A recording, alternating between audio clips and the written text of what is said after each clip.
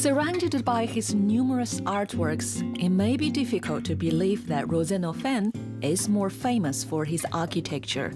For those in the architecture world, this Wellingtonian needs no introduction.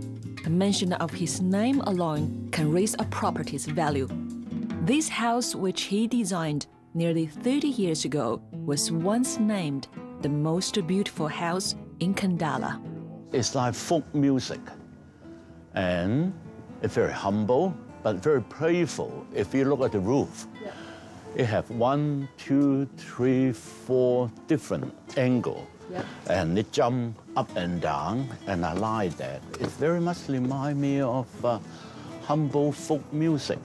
Contrary to the constantly changing trends of modern architecture, Rossano prefers the earthy, organic designs. I like to avoid fashion because fashion is dangerous. After 2 years, it's outdated.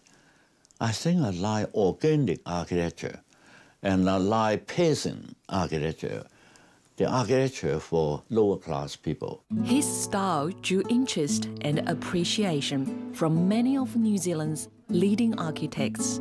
His houses are sort of generally post and beam. He's done some apartments, or row housing, what you call them. And so quite spare, quite elegant, and a lot of expression of timber. When he did his houses in the late 60s, early 70s, he was quite a dominant force in the local area. No one really knew too much about him because he appeared for short moments and a powerful and intelligent character. Rossano was born into architecture. His father, Fan Zhiheng, was one of China's most notable post-revolution architects. Rossano and his brothers continued their father's legacy, but practiced outside of China. It was in 1963 when Rossano came here. He began his New Zealand career by working for Palmerston North architect David Taylor. I must say I learned quite a lot from David on history, philosophy of architecture, and then a bit about technique, how to build with timber.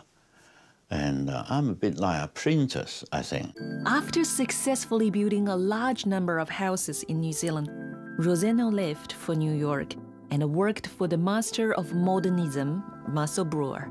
I showed him some of my photographs, and then he said, that's good work, but it's only timber.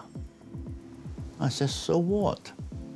If good, it can be in timber, bamboo, not necessary to be in marble or gold or silver. But when he had to work more on skyscrapers, steel and concrete, he lost interest. I think my work is better than his. I'm very self-centered. I don't feel I want to work for him.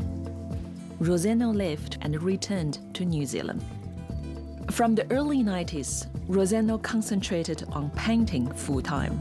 So you paint watercolor in oil? Yes, I paint watercolor because it's quick and economical, but it's very hard to become very good too. You paint lots of women. They interest me because women can reproduce, but men can't reproduce.